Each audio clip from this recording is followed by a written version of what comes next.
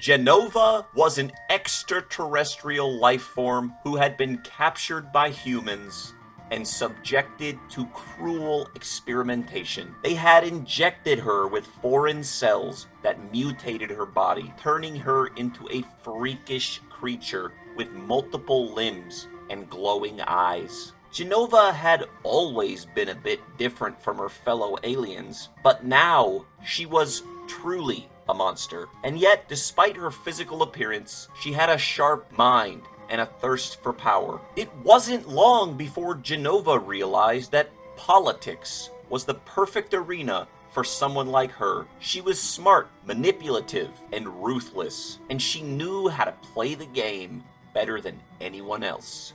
Jenova decided to run for office, and her campaign was a shock to everyone. Her opponents were appalled by her appearance and her views, but Jenova was a master at using fear and hate to her advantage. She heavily campaigned for the Restrict Act, also known as S686, which would severely limit the rights of anyone. The end. Jenova argued that only those who were doing something wrong needed to be worried. Everybody else will be treated with dignity and respect. She painted herself as a defender of humanity, even though she was anything but.